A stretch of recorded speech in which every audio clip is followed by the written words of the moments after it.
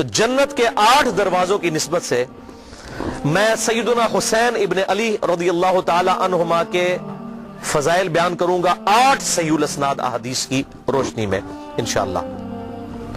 ویسے احادیث تو درجنوں ہیں، لیکن یہ میں نے 8 چوز کی ہیں تاکہ ہماری گفتگو جو ہے وہ ان ٹائم مکمل ہو جائے۔ پہلی حدیث جو اہل سنت اور اہل تشیع کے ہاں کامن ہے، اہل سنت کہلوانے والے تینوں گروہ بریلوی، دیوبندی اور سلفی یعنی اہل حدیث اور اہل تشیع بھی اس حدیث کے اوپر اتفاق کرتے ہیں، اور اسی سے وہ نظریہ بھی اڈاپٹ کیا گیا پنج تن پاک کا جو اکثر ہم سنتے ہیں۔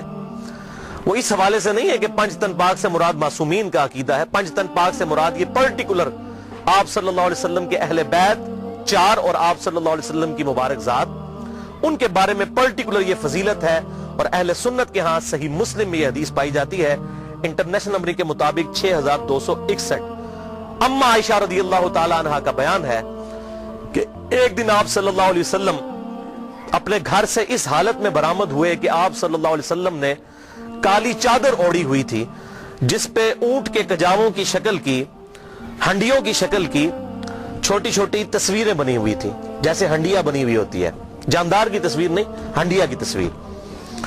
یہ آپ صلی اللہ علیہ وسلم نے مبارک چادر اوڑھی ہوئی تھی۔ اتنے میں سیدنا حسن ابن علی آئے تو آپ صلی اللہ علیہ وسلم نے اپنی اس کالی چادر کے نیچے ان کو لے لیا۔ پھر سیدنا حسین آئے، ان کو بھی لیا۔ اس کے بعد سیدہ فاطمہ آئی، ان کو بھی لیا۔ پھر سیدنا علی آئے رضی اللہ عنہم اجمعین، ان کو بھی لیا۔ اور پھر آپ صلی اللہ علیہ وسلم نے اللہ کے حضور یہ آیت تلاوت کی، سورہ الاحزاب کی آیت نمبر 33، انما یرید اللہ لیذہب عنکم الرجس اہل البیت ویطہرکم تطہیرا۔ بے شک اللہ تو یہ چاہتا ہے اے نبی کے گھر والو تم سے ہر طرح کی ناپاکی دور کر دے اور تمہیں خوب صاف ستھرا کر دے۔ الحمدللہ یہ آیت مبارکہ آپ صلی اللہ علیہ وسلم نے تلاوت کی، اور اہل بیت میں اعزازی طور پر آپ صلی اللہ علیہ وسلم نے سیدنا علی کو بھی شامل کیا۔ باقی تو ویسے ہی اہل بیت تھے، سیدہ فاطمہ حضور کی اولاد، حسن و حسین بھی اولاد، لیکن سیدنا علی کو بھی شامل کیا۔ آپ صلی اللہ علیہ وسلم کی ازواج مطہرات بھی، بیویاں بھی اہل بیت ہیں، اور آپ صلی اللہ علیہ وسلم نے پروٹوکول کے طور پر سیدنا علی کو بھی اہل بیت میں شامل کیا۔ حسن حسین اور سیدہ فاطمہ تو پہلے ہی اس میں شامل ہے، آپ صلی اللہ علیہ وسلم کی اولاد ہے الحمدللہ۔ دوسری حدیث صحیح مسلم میں انٹرنیشنل نمبر کے مطابق 6220 نمبر ہے کہ سیدنا سعد ابن ابی وقاص رضی اللہ تعالی عنہ کا بیان ہے کہ جب آیت مباہلہ نازل ہوئی، نجران کے عیسائیوں کے ساتھ آپ صلی اللہ علیہ وسلم کی ڈیبیٹ ہوئی، اور ایز اے لاسٹ ریزلٹ آپ صلی اللہ علیہ وسلم نے ان کو مباہلے کا چیلنج دیا، اور اس کا ذکر سورہ آل عمران کی آیت نمبر 61 میں موجود ہے۔ فَقُلْ تَعَالَوْا نَدْعُوا أَبْنَاءَنَا وَأَبْنَاءَكُمْ، اے محبوب صلی اللہ علیہ وسلم اب ان کو ایز اے لاسٹ ریزلٹ ارشاد فرمائیں کہ تم اپنے بیٹوں کو لے آؤ، ہم بھی اپنے بیٹوں کو لے آتے ہیں، تم بھی اپنی عورتوں کو لے آؤ، ہم بھی اپنی عورتوں کو لے آتے ہیں، اور تم خود بھی آ جاؤ اے عیسائیوں، اور ہم خود بھی آ جاتے ہیں۔ اور اس کے بعد کھلے میدان میں اللہ کے حضور دعا کرتے ہیں کہ جو جھوٹا ہے اسی وقت اللہ کی لعنت اس پر نازل ہو۔ اس کو کہتے ہیں مباہلہ۔ تو یہ حدیث صحیح مسلم میں انٹرنیشنل نمبر کے مطابق 6220 نمبر حدیث ہے کہ آپ صلی اللہ علیہ وسلم نے آیت مباہلہ کے موقع پر سیدنا حسن، سیدنا حسین، سیدنا علی اور سیدہ فاطمہ رضی اللہ عنہم اجمعین ان کو اپنے ساتھ لیا مباہلے کے لیے، اور آپ صلی اللہ علیہ وسلم نے اپنی کسی بیوی کو بھی ساتھ نہیں لیا، ان کو لیا ساتھ۔ صحیح مسلم انٹرنیشنل نمبر کے مطابق 6220۔ اور پھر اللہ کے حضور دعا کی، اللہم ہؤلاء اہل بیتی، اے اللہ یہ میرے اہل بیت ہیں، میں مباہلے کے لیے تیری خدمت میں ان کو پیش کرتا ہوں۔ لیکن سامنے سے وہ عیسائی ڈر گئے، جب حسن و حسین کو دیکھا، ان کے نورانی چہرے دیکھے، تو وہ مباہلہ انہوں نے نہیں کیا۔ کاش مباہلہ کر لیتے تو جان ہی چھوٹ جاتی ان سے، تو وہ بھاگ گئے۔ ان کو پتہ لگ گیا کہ یہ جھوٹے پیغمبر نہیں ہیں جن کی اولاد کو اللہ تبارک و تعالیٰ نے ایسا روب دیا ہے، چھوٹی سی عمر میں ان کا روب ان کے اوپر پڑ گیا، اور مباہلے کے لیے وہ سامنے نہیں آئے۔ صحیح مسلم 6220۔ یہ بہت بڑی فضیلت ہے، اور یہ فضیلت سیدنا سعد ابن ابی وقاص نے صحیح مسلم کی اسی حدیث میں آتا ہے، اس موقع پر سیدنا معاویہ رضی اللہ تعالیٰ عنہ کو بیان کی جب انہوں نے سعد ابن ابی وقاص کو مجبور کیا کہ وہ حضرت علی پر لعنت کرے، تو انہوں نے کہا نہیں معاویہ، میں نے رسول اللہ سے 3 باتیں ایسی سنی ہیں علی کے بارے میں، ایک بھی مجھے مل جاتی حالانکہ میں جنتی ہوں تو میرے لیے دنیا اور جو کچھ ہے اس سے بڑھ کر عزیز ہوتا مجھے. اس میں ایک بات یہ تھی. دوسری انہوں نے کہا غزوہ خیبر کے موقع پر آپ صلی اللہ علیہ وسلم نے فرمایا تھا کل اس شخص کے ہاتھ میں جھنڈا دوں گا جو اللہ اور اس کے رسول سے محبت کرتا ہے, اللہ اور اس کا رسول اس سے محبت کرتے ہیں. ہمیں پوری رات نیند نہیں آئی اور آپ صلی اللہ علیہ وسلم نے سیدنا علی کو جھنڈا دیا. اور صحیح مسلم میں یہاں تک ہے کہ حضرت عمر کہتے ہیں مجھے پوری زندگی علی پر رشک رہے گا کہ وہ جھنڈا علی کو ملا اور مجھے نہیں ملا. یہ صحیح حدیث صحیح مسلم میں ہے. اور ایک جھوٹی حدیث عوام میں مشہور ہے کہ حضرت عمر کہتے تھے مجھے ابو بکر کی ایک رات کی نیکی مل جائے پوری زندگی دے دوں. یہ جھوٹی حدیث ہے. شیخ البانی بھی اسے کہتے ہیں یہ فیبریکیٹڈ موضوع حدیث ہے. سنن بہیقی میں ہے, ہماری مین سٹریم کی کسی کتاب میں بھی نہیں ہے. اور شیخ زبیر علی زئی صاحب بھی اسے جھوٹی حدیث کہتے ہیں. اور جو سچی حدیث ہے وہ شیعہ سنی اختلاف کی نظر ہو گئی جو صحیح مسلم کے اندر تھی کہ حضرت عمر کہتے ہیں میں علی پر رشک کروں گا. اور کہتے ہیں اللہ کی قسم یہ پہلا موقع تھا مجھے خواہش ہوئی کہ مجھے حضور کوئی عہدہ دے غزوہ خیبر کے موقع پر, لیکن آپ صلی اللہ علیہ وسلم نے سیدنا علی کو دیا. اور تیسری بات سعد ابن ابی وقاص نے کہی کہ معاویہ سن لے, جب تبوک کا موقع آیا تو آپ صلی اللہ علیہ وسلم پہلی دفعہ حضرت علی کو گھر چھوڑ کر جا رہے تھے. حضرت علی رو پڑے کہ میں آپ کے ساتھ یہ پہلا موقع ہے شامل نہیں ہوں گا. تو آپ صلی اللہ علیہ وسلم نے فرمایا کہ علی تو اس بات پر راضی نہیں کہ تیری میرے ساتھ وہی نسبت ہے جو ہارون کی موسیٰ کے ساتھ ہے, مگر میرے بعد کوئی نبی نہیں. یہ تینوں باتیں اسی حدیث میں ہیں 6220 صحیح مسلم میں فضائل علی والے چیپٹر میں انٹرنیشنل نمبر کے مطابق. تیسری حدیث صحیح بخاری میں ہے انٹرنیشنل نمبر کے مطابق 3753 کہ عبداللہ بن عمر رضی اللہ تعالی عنہما کے پاس ایک عراقی شخص آیا اور اس نے کہا کہ بتائیے کہ اگر کوئی شخص احرام کی حالت میں مکھی یا مچھر مار لے تو اس کا کفارہ کیا ہے. اگر کوئی جانور مار لے اس کا تو قرآن میں آتا ہے کہ اس کے نعم البدل اتنا ہی جانور جو ہے وہ حدود حرم میں ذبح کیا جائے گا. تو اگر کوئی مچھر یا مکھی مار لے تو اس کا کفارہ کیا ہے. تو آپ نے کہا یہ سوال پوچھنے والے کون ہیں؟ بتایا گیا یہ عراقی نجدی لوگ ہیں. تو ابن عمر نے کہا کہ تم مجھ سے مکھی اور مچھر کا مسئلہ پوچھتے ہو عراقیوں, حالانکہ تم نے اللہ کے نبی کے نواسے کو قتل کر دیا جن کے بارے میں نے خود حضور صلی اللہ علیہ وسلم سے سنا تھا کہ حسن اور حسین دنیا میں میرے دو پھول ہیں. صحیح بخاری 3753. چوتھی حدیث جامعہ ترمذی میں انٹرنیشنل نمبر کے مطابق 3781 نمبر حدیث ہے. رازدار رسول حذیفہ ابن یمان رضی اللہ تعالیٰ عنہ کہتے ہیں کہ آپ صلی اللہ علیہ وسلم نے مجھ سے ارشاد فرمایا کہ اے حذیفہ آج میرے پاس اللہ نے وہ فرشتہ بھیجا ہے جو آج سے پہلے کبھی دنیا پہ نازل نہیں ہوا, پہلی دفعہ آیا ہے اور خاص خبر لے کر آیا ہے. اور اس نے مجھے خبر دی ہے کہ میرے بیٹے حسن و حسین جنتی نوجوانوں کے سردار ہیں اور میری بیٹی فاطمہ جنتی عورتوں کی سردار ہے. الحمدللہ. اور اسی کا طرق جب المستدرک للحاکم میں آتا ہے انٹرنیشنل نمبر کے مطابق 4779, اس میں الفاظ ہیں کہ حسن اور حسین جنتی نوجوانوں کے سردار ہیں اور ان کے والد علی ابن ابی طالب ان سے بھی بہتر ہیں. الحمدللہ. اور یہ جو پورشن ہے کہ فاطمہ رضی اللہ تعالی عنہا, فاطمہ علیہ السلام حضور صلی اللہ علیہ وسلم کی بیٹی جنتی عورتوں کی سردار ہے, یہ والا پورشن صحیح بخاری اور صحیح مسلم میں موجود ہے. اور اسی حدیث کے اوپر امام بخاری نے حضرت فاطمہ پر جو باب باندھا ہے اس کا نام ہے فضائل فاطمہ علیہ السلام. آپ سارے عربی نسخے اٹھا کے دیکھ لیں, امام بخاری نے حضرت فاطمہ کے ساتھ علیہ السلام لکھا. بیسیکلی امام بخاری نے رد کیا ناسبیوں کا کہ ہم اہل سنت بھی علیہ السلام کہنے کے قائل ہیں.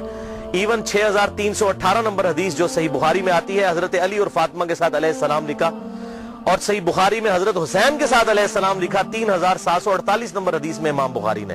اور یہ صرف امام بخاری نہیں, امام ابو داؤد نے 4640 نمبر حدیث میں حضرت علی کے ساتھ علیہ السلام لکھا. اور علیہ السلام کوئی جرم نہیں لکھنا, علیہ السلام ہم کسی کو بھی کہہ سکتے ہیں. جب ہم پڑھتے ہیں صلی اللہ علیہ وآلہ وسلم تو اولاد پہ بھی آپ صلی اللہ علیہ وسلم کے سلام پڑھ رہے ہوتے ہیں. ہم مردوں کو کہتے ہیں السلام علیکم اہل الدیار من المؤمنین والمسلمین. ہم آپس میں ایک دوسرے کو السلام علیکم کہتے ہیں. قبر رسول پر جا کر کیا کہتے ہیں؟ السلام علیکہ یا رسول اللہ. صحیح حدیث ہے المصنف ابن ابی شیبہ میں, سنن بہیقی کے اندر, الموطا امام مالک کے اندر, فضل الصلاۃ علی النبی کے اندر کہ عبداللہ بن عمر جب بھی قبر رسول پر جاتے السلام علیکہ یا رسول اللہ, السلام علیکہ یا ابا بکر, السلام علیکہ یا عمر کہا کرتے تھے. رضی اللہ عنہ یا عمر نہیں, السلام علیکہ یا عمر, نام لے کر سلامتی بھیجتے تھے. تو سلامتی بھیجنا یہ بالکل ٹھیک ہے. اور نماز میں نہیں ہم پڑھتے السلام علینا وعلی عباد اللہ الصالحین, اپنے اوپر ہم سلام بھیج رہے ہوتے ہیں. تو یہ شیعہ سنی کا مسئلہ نہیں ہے, یہ الحمدللہ متفق کا مسئلہ ہے. ہم کہتے ہیں ہم پر بھی سلام ہو اور تمام نیک بندوں پر سلام ہو. نیک بندوں میں انبیاء بھی شامل ہیں, صحابہ کرام علیہم رضوان بھی شامل ہیں, اہل بیت بھی شامل ہیں الحمدللہ. لیکن مسئلہ ہے کہ یہ تو اس کے لیے جو دلائل ماننا چاہے, جو نہ ماننا چاہے تو اس کے لیے تو پھر ابو جہل کے سامنے حضور صلی اللہ علیہ وسلم نے دعوت پیش کی, اس نے بھی قبول نہیں کیا, بلال حبشی نے قبول کر لی. یہ تو قسمت کی بات ہے نا. ہم تو دلائل کے ساتھ بات کر سکتے ہیں, جس کی مرضی مانے, جس کی مرضی نہ مانے, منکرین حدیث بن جائے. ہم صحیح بخاری اور صحیح مسلم میں رفع الیدین کی حدیثیں بھی مانتے ہیں اور بخاری مسلم میں اہل بیت کی شان کی حدیثیں بھی مانتے ہیں. اے نہیں کہ میٹھا میٹھا ہاپ ہاپ تے کوڑا کوڑا تھو تھو, انج نہیں, دو نمبری نہیں. اور یہ بیسیکلی فرقہ واریت کی لعنت ہے جس کی وجہ سے یہ ساری چیزیں کنٹروورشل ہو جاتی ہیں. 5ویں حدیث جامعہ ترمذی میں انٹرنیشنل نمبر کے مطابق 3775 نمبر ہے کہ آپ صلی اللہ علیہ وسلم نے فرمایا, حسین مجھ سے ہے اور میں حسین سے ہوں, اللہ اس سے محبت کرے جو حسین سے محبت کرتا ہے. حضور صلی اللہ علیہ وسلم کی دعا ہے اس کے لیے. اور اسی سے ملتا جلتا ایک ترک مسند امام احمد میں انٹرنیشنل نمبر کے مطابق 7863 نمبر حدیث ہے, دوسری جلد اور صفحہ 288 پر. سیدنا ابو ہریرہ رضی اللہ تعالیٰ عنہ سے یہ کریٹیکل حدیث ہے کہ سیدنا ابو ہریرہ کہتے ہیں میں نے حضور صلی اللہ علیہ وسلم سے یہ بات خود سنی تھی کہ جس نے حسن اور حسین سے محبت کی اس نے مجھ سے محبت کی, اور جس نے حسن اور حسین سے بغض رکھا اس نے مجھ سے بغض رکھا. اب نبی سے بغض رکھا تو ایمان کہاں باقی رہ گیا. بخاری اور مسلم کی متفق علیہ حدیث ہے, تمہارا ایمان اس وقت تک کامل نہیں ہو سکتا جب تک کہ میں تمہیں تمہارے ماں باپ اولاد سب لوگوں سے بڑھ کر عزیز نہ ہو جاؤں. اور صحیح بخاری میں تو یہاں تک ہے کہ حضرت عمر نے ایک دفعہ حضور کو محبت میں کہا, اے اللہ کے رسول مجھے آپ پوری دنیا میں سب سے بڑھ کر محبوب ہے سوائے اپنی جان کے. آپ نے فرمایا عمر تیرا ایمان ہی مکمل نہیں, بلکہ تیری جان سے بھی بڑھ کر. ان کا یا رسول اللہ بلکہ آپ مجھے میری جان سے بھی بڑھ کر عزیز ہیں. آپ نے فرمایا ہاں اب عمر تیرا ایمان اب مکمل ہوا. تو جس نے حسن و حسین سے محبت کی اس نے مجھ سے محبت کی, اور جس نے حسن و حسین سے بغض رکھا اس نے مجھ سے بغض رکھا. 6 حدیث صحیح بخاری کے اندر ہے. یہ وہ حدیث ہے انٹرنیشنل نمبر کے مطابق 3748 جس حدیث میں امام حسین کے ساتھ علیہ السلام لکھا ہے امام بخاری رحمہ اللہ نے الحمدللہ. اور لکھتے ہیں کہ جب حسین علیہ السلام کا سر مبارک کاٹ کر یزید کے گورنر عبید اللہ ابن زیاد کے سامنے لا کر رکھا گیا تشت میں, اس کی ٹیبل پہ, آپ اندازہ کریں اس امت نے کیا کیا. حضور کو دنیا سے گئے ابھی بمشکل 50 سال گزرے تھے اور امت نے حضور کی پوری نسل ذبح کر کے رکھ دی ولیعوذ باللہ تعالی, اور آج تک بھگت رہے ہیں اس کو. اور تشت میں لا کر عبید اللہ ابن زیاد گورنر کوفہ جو یزید کی طرف تھے وہاں پر گورنر تھا, اسپیشلی اسی کام کے لیے لگایا گیا. اس سے پہلے وہاں پہ گورنر تھے نعمان ابن بشیر رضی اللہ تعالیٰ عنہ صحابی, وہ حضرت حسین کے ساتھ برا سلوک نہیں کرتے تھے. ہٹا کے اسپیشل یزید نے اس فاسق شخص کو لگایا عبید اللہ ابن زیاد. اس پہ اگر میں بخاری مسلم سے اس کی باتیں بیان کروں تو 1 گھنٹہ الگ چاہیے. یہ کتنا ظالم شخص تھا اور کتنا صحابہ کا یہ گستاخ تھا ولیعوذ باللہ تعالی. تو اس کے سامنے لا کر سر رکھا گیا, صحیح بخاری 3748, اور یہ سر پر چھڑیاں مارنے لگا حضرت حسین کے ولیعوذ باللہ تعالی. حضرت انس ابن مالک پاس بیٹھے تھے, تڑپ اٹھے, انہوں نے کہا اللہ کی قسم تو اس کے حسن میں کلام کرتا ہے, اللہ کی قسم رسول اللہ کے سب سے زیادہ ہم شکل حسین ابن علی تھے. اور دوسری روایتوں میں آتا ہے کہ پھر انہوں نے ڈانٹا, انہوں نے کہا کہ تو اس ہونٹ پر, ان ہونٹوں کے اوپر چھڑیاں مارتا ہے, اور میں نے اپنے محبوب صلی اللہ علیہ وسلم کو ان ہونٹوں کو چومتے ہوئے دیکھا ہے. اللہ اکبر. 7ویں حدیث مسند امام احمد میں انٹرنیشنل نمبر کے مطابق 648 جلد 1 صفحہ 85 پر, بڑی کریٹیکل حدیث ہے. صفین سے جب سیدنا علی رضی اللہ تعالیٰ عنہ واپس آ رہے تھے اور نہروان کے لیے خوارج کے خلاف قتال کے لیے جا رہے تھے, اس دوران فرات کے کنارے آپ رکے. اس حدیث سے آپ کو پتا چلے گا کہ حضور کو یہ غیبی خبریں اللہ نے پہلے دے دی تھی کہ آپ کی امت آپ کے اہل بیت کے ساتھ برا سلوک کرے گی. تو آپ فرات کے کنارے رکے اور کہا اصبر ابا عبداللہ, اے ابا عبداللہ صبر کرنا. حضرت حسین کی یہ کنیت تھی, حسین صبر کرنا, حسین صبر کرنا, حسین صبر کرنا. تو ساتھیوں نے کہا کہ یہ آپ کس سے باتیں کر رہے ہیں؟ تو انہوں نے کہا مجھے حدیث یاد آ گئی. آپ صلی اللہ علیہ وسلم کی خدمت میں ایک دفعہ حاضر ہوا, آپ صلی اللہ علیہ وسلم کے چشمان کرم سے زارو قطار آنسو رواں تھے. سیدنا حسین کو آپ صلی اللہ علیہ وسلم نے اٹھایا ہوا تھا, اور میں نے کہا اے اللہ کے رسول آپ کو کس نے غمگین کر دیا؟ تو حضور صلی اللہ علیہ وسلم نے فرمایا کہ ابھی ابھی جبرائیل میرے پاس آئے تھے اور انہوں نے مجھے خبر دی کہ آپ اپنے اس بچے سے اتنا پیار کرتے ہیں اور آپ کی امت اسے فرات کے کنارے پیاسا قتل کر دے گی۔ تو میں اپنے جذبات پر قابو نہیں رکھ سکا اور میرے آنسو روا ہو گئے، اور پھر جبرائیل نے ایک ہاتھ مارا اور لا کر کربلا کی سرخ مٹی بھی مجھے دکھائی۔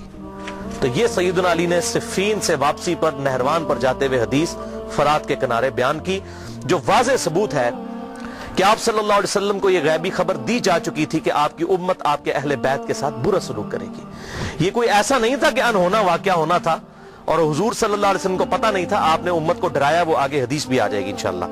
8ویں حدیث مسند امام احمد میں انٹرنیشنل نمبرنگ کے مطابق 2165 جلد 1 صفحہ 242 پر، اور یہ وہ مشہور حدیث ہے جو مشکات میں 6181 نمبر حدیث ہے، جسے شیخ البانی رحمہ اللہ نے بھی صحیح کہا، شیخ زبیر لیزئی رحمہ اللہ نے بھی صحیح کہا، اور اسی حدیث کی وجہ سے میں نے یہ مشن اڈاپٹ کیا کہ سیدنا حسین کی آواز کو پوری دنیا میں الحمدللہ بلند کرنا ہے انشاءاللہ۔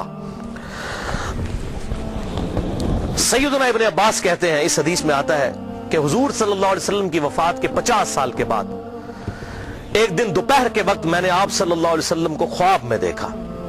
آپ صلی اللہ علیہ وسلم کی پرانگدہ حالت، بال بکھرے ہوئے، جسم پرانگدہ اور پریشانی کے عالم میں کھڑے ہیں، اور ہاتھ میں خون کی ایک شیشی اٹھائی ہوئی ہے۔ تو ابن عباس کہتے ہیں صحابی کہ میں نے کہا اللہ کے رسول، میرے ماں باپ آپ پر قربان، یہ آپ کی کیا حالت ہے؟ تو آپ صلی اللہ علیہ وسلم نے فرمایا کہ آج میرے حسین اور اس کے ساتھیوں کو کربلا میں قتل کر دیا گیا، میں صبح سے اس شیشی میں ان کا خون جمع کر رہا ہوں۔ حضرت ابن عباس کانپ کر اٹھے اور وہ دن اور تاریخ نوٹ کی، اور بعد میں پتا چلا کہ اسی دن 10 محرم الحرام 61 ہجری میں حضرت حسین کو ان کے ساتھیوں سمیت شہید کیا گیا۔ 18 اہل بیت میں سے تھے، اور 64 جو ہے 54 وہ دوسرے لوگ تھے، ٹوٹل 72 لوگ شہید کیے گئے۔ اور بعد میں ان کو یہ خبر آئی، ظاہر ہے کہ اس وقت تو میڈیا نہیں تھا، کافی عرصے بعد خبر آتی تھی، تو ابن عباس نے خواب یاد رکھا ہوا تھا۔ اور یہاں پر یاد رکھیں، بخاری اور مسلم کی متفق علیہ حدیث ہے، آپ صلی اللہ علیہ وسلم نے فرمایا جس نے مجھے خواب میں دیکھا اس نے مجھی کو دیکھا، میری شکل میں شیطان نہیں آ سکتا۔ اور صحابہ اکرام کو حضور کی شکل مبارک کا بالکل ایگزیکٹ پتا تھا۔ ابن عباس حضور کے صحابی بھی ہیں، حضور کے کزن بھی ہیں الحمدللہ، لہذا اس خواب میں کوئی شک نہیں ہے، یہ اللہ تعالیٰ کی طرف سے خواب دکھایا گیا، اور یہ تمثیل تھی ایک، یہ نہیں تھا کہ آپ صلی اللہ علیہ وسلم کو کربلا میں موجود تھے، یہ تمثیل دکھائی گئی۔ جیسا کہ بخاری میں آتا ہے کہ غزوہ احد سے پہلے آپ صلی اللہ علیہ وسلم نے خواب دیکھا کہ آپ کے سامنے ایک گائے ذبح ہو رہی ہے، تو آپ نے اس سے یہ تعبیر کی کہ میرے صحابہ قتل کر دیے جائیں گے احد کے میدان میں۔ اب گائے کا اور صحابہ کا کیا تعلق ہے؟ لیکن یہ ایک تمثیل بیان کی، یہ خواب الگ سے ایک محکمہ ہے، یہ نہیں ہوتا کہ مجھے آپ اگر خواب میں دیکھیں تو مجھے نہیں پتا ہوگا آپ نے مجھے خواب میں دیکھا ہے، یہ اللہ تعالیٰ تمثیلاً ایک خواب دکھاتا ہے، اور وہ اللہ تعالیٰ نے اپنے محبوب صلی اللہ علیہ وسلم کو خواب میں دکھایا حضرت ابن عباس کو، تاکہ امت تک یہ بات پہنچ جائے۔ بہرحال یہ ساری احادیث میرے ریسرچ پیپرز میں موجود ہیں، انشاءاللہ آپ کو لیکچر کے اینڈ پہ مل بھی جائیں گے سب لوگوں کو۔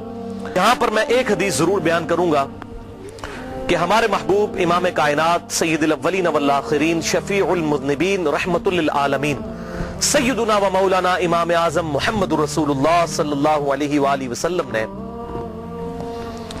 اپنی وفات سے تقریباً 2.5 سے 3 مہینے پہلے ایک خطبہ دیا جو اہل سنت اور اہل تشیع کے ہاں کامن پایا جاتا ہے۔ اس حدیث کو غدیر خم کی حدیث کہتے ہیں۔ اہل سنت کے ہاں 4 احادیث ہیں اوپر تلے صحیح مسلم میں، انٹرنیشنل نمبر کے مطابق فضائل علی والے چیپٹر میں صحیح مسلم میں 6225 6226 6227 اور 6228 4 طرق امام مسلم رحمہ اللہ تعالی فضائل علی والے چیپٹر میں لے کر آئے غدیر خم کی حدیث کہ آپ صلی اللہ علیہ وسلم نے حجۃ الوداع سے واپسی پر 18 ذوالحجہ کو خم نامی گاؤں میں پانی کے لیے پڑاؤ کیا، اور آپ صلی اللہ علیہ وسلم نے کنکلوڈنگ گفتگو وہاں پر کی۔ آپ صلی اللہ علیہ وسلم کے لیے اونٹ کے پالان کا ممبر تیار کیا گیا۔ آپ صلی اللہ علیہ وسلم نے صحابہ اکرام کو مخاطب کیا اور کہا کہ اے لوگو آگاہ ہو جاؤ، میں بھی ایک انسان ہوں، قریب ہے کہ اللہ کا قاصد یعنی موت کا فرشتہ میرے پاس آئے اور میں اس کی دعوت قبول کر لوں۔ ہر شخص نے دنیا سے جانا ہے، میں نے بھی جانا ہے۔ میں اپنے بعد تم میں 2 بھاری چیزیں چھوڑ کر جا رہا ہوں، ان میں سے پہلی چیز اللہ کی کتاب ہے، اس میں ہدایت ہے، اس میں نور ہے. تم اللہ کی کتاب کو پکڑو، اپنا تعلق اس کتاب کے ساتھ مضبوط کرو. اللہ کی کتاب اللہ کی رسی ہے، جو اسے پکڑے گا ہدایت پر ہوگا، جو اسے چھوڑ دے گا گمراہ ہو جائے گا. وَاعْتَصِمُوا بِحَبْلِ اللَّهِ جَمِيعًا وَلَا تَفَرَّقُوا، یہ ہے اللہ کی رسی. اور پھر زید ابن ارقم کہتے رہے آپ صلی اللہ علیہ وسلم ہمیں ترغیب دلاتے رہے اللہ کی کتاب، اللہ کی کتاب، اللہ کی کتاب. اس کے بعد آپ صلی اللہ علیہ وسلم نے ارشاد فرمایا دوسری چیز، بھاری چیز میرے اہل بیت ہیں. میں اپنے اہل بیت کے معاملے میں تمہیں اللہ کا خوف دلاتا ہوں، میں اپنے اہل بیت کے معاملے میں تمہیں اللہ کا خوف دلاتا ہوں، میں اپنے اہل بیت کے معاملے میں تمہیں اللہ کا خوف دلاتا ہوں. لیکن امت نہیں ڈری. اور یہ حدیث ہے صحیح مسلم میں، جو اہل سنت کے بڑے بڑے علماء کو بھی نہیں پتا کہ صحیح مسلم میں یہ 4 حدیثیں ہیں. کیوں؟ ان کو وہ حدیث بتائی جاتی ہے جو ہماری مین سٹریم کی کتابوں میں بھی نہیں ہے، باہر ہے، المستدرک للحاکم میں. اس سے بہت کمزور درجے کی روایت ہے، حسن درجے کی ہے، اس سے بہت کمزور ہے وہ. یہ تو مسلم کی حدیث ہے. انٹرنیشنل نمبر کے مطابق المستدرک للحاکم میں کتاب العلم چیپٹر میں 318 نمبر حدیث کہ میں اپنے بعد 2 ایسی چیزیں چھوڑ کر جا رہا ہوں جن کو مضبوطی سے پکڑ لوگے کبھی گمراہ نہیں ہوگے. ایک اللہ کی کتاب اور دوسرے اس کے رسول صلی اللہ علیہ وسلم کی سنت. یہ حجۃ الوداع پر آپ نے فرمایا تھا، لیکن یہ اس کے بھی بعد کا خطبہ ہے، اس کو بھی سپرسیڈ کرنے والا جو صحیح مسلم میں ہے کہ کتاب اللہ کو پکڑنا اور اہل بیت کے معاملے میں اللہ سے ڈراتا ہوں، ان کے ساتھ حسن سلوک کرنا. لیکن امت نے اہل بیت کا وہ حشر کیا کہ کسی نبی کی امت نے اپنے نبی کے ماننے والوں کے ساتھ یہ نہیں کیا. کافروں نے ضرور کیا، لیکن یہ ایک یونیک مثال ہے کہ مسلمانوں نے جو نمازوں میں اللہم صلی علی محمد وعلی آل محمد پڑھتے رہے اور آل محمد ذبح کر دی. یہ درود شریف کس منہ سے پڑھتے ہیں؟ وَلِعَاذُ بِاللَّهِ تَعَالَى. تو آپ صلی اللہ علیہ وسلم نے فرمایا کہ میں اپنے اہل بیت کے معاملے میں تمہیں اللہ سے ڈراتا ہوں. اور باقی کتابوں میں یہ حدیث پھر اس سے بھی آگے چلتی ہے صحیح سند کے ساتھ. جامعہ ترمذی میں 3713، مسند امام احمد میں 19321، سنن نسائی الکبریٰ میں 8478 اور امام ابن ابی عاصم کی کتاب السنہ میں 1158 نمبر. یہ 4 میں نے حوالے دے دی ہیں. یہ حدیث آگے بھی چلتی ہے اور شیخ البانی رحمہ اللہ نے اپنے سلسلہ احادیث صحیحہ میں 1750 نمبر حدیث کے انڈر یہی احادیث کے کم از کم 22 طرق لیے 22 صحابہ سے اور کہا کہ حدیث متواترہ ہے غدیر خم کی حدیث. اور شیخ زبیر علی زئی صاحب نے بھی مشکات کی تحکیم کے دوران 6091 نمبر حدیث اور 6103 نمبر حدیث کے فٹ نوٹ پہ لکھا کہ یہ حدیث متواترہ ہے غدیر خم کی حدیث، جو آگے بھی چلتی ہے کہ پھر آپ صلی اللہ علیہ وسلم نے سورۃ الاحزاب کی آیت نمبر 6 تلاوت کی. النبی اولا بالمؤمنین من انفسہم وازواجہ امہاتہم. نبی صلی اللہ علیہ وسلم مومنین کی جانوں پر ان کی جانوں سے بڑھ کر حق رکھتے ہیں اور نبی کی بیویاں امت کی مائیں ہیں. پھر آپ صلی اللہ علیہ وسلم نے صحابہ کرام سے مخاطب ہو کر کہا غدیر قم پر، اے میرے اصحاب، اس آیت کی روشنی میں کیا تم گواہی دیتے ہو کہ اللہ تمہارا رب ہے؟ سب نے کہا بلا یا رسول اللہ، کیوں نہیں یا رسول اللہ صلی اللہ علیہ وسلم. پھر آپ صلی اللہ علیہ وسلم نے فرمایا کہ کیا تم اللہ اور اس کے رسول کو سب سے بڑھ کر محبوب رکھتے ہو اس آیت کے تحت؟ سب نے کہا یا رسول اللہ کیوں نہیں. پھر آپ صلی اللہ علیہ وسلم نے مولا علی کا ہاتھ پکڑا وہاں پر غدیر خم پہ اور یوں صحابہ کے درمیان بلند کیا. پھر آپ نے کہا من کنت مولاہ فہذا علی مولاہ. پھر جو مجھے دلی محبوب رکھتا ہے وہ علی کو بھی دلی محبوب رکھے. جس کا مولا میں، اس کا مولا علی. اور پھر اسی حالت میں آپ نے فرمایا اے اللہ اس سے محبت رکھ جو علی سے محبت رکھے، اس سے بغض رکھ جو علی سے بغض رکھے. اس موقع پر آپ صلی اللہ علیہ وسلم نے ارشاد فرمایا. تو مولا کا مطلب ہے دلی محبوب، مشکل کشا، حاجت روا نہیں. مولانا ہم اپنے مولویوں کو جو کہہ رہے ہوتے ہیں مولانا، اس کا کیا مطلب ہوتا ہے؟ ہمارے دلی محبوب. قرآن میں آیا سورہ تحریم کی آیت نمبر 4 میں فَإِنَّ اللَّهَ هُوَ مَوْلَاهُ وَجِبْرِيلُ وَصَالِحُ الْمُؤْمِنِينَ. نبی کا مولا ہے اللہ، جبریل، ایمان والے اور تمام فرشتے نبی کے مولا ہیں اور نبی ان کے مولا ہیں دلی محبوب. جو مولا کا مشکل کشا والا معنی ہے وہ اللہ کے لیے خاص ہے. یہاں پر معنی آپ دیکھیں کیا کہا کہ میں تم پر تمہاری جانوں سے بڑھ کر حق رکھتا ہوں دلی محبوب. النبی اولا بالمؤمنین، نبی اولا ہے. اولا، مولا، یہ تمام الفاظ دلی محبوب کے لیے، جگری یار کے لیے. تو یہ اس کا مشکل کشا معنی لینا بالکل ظلم ہے.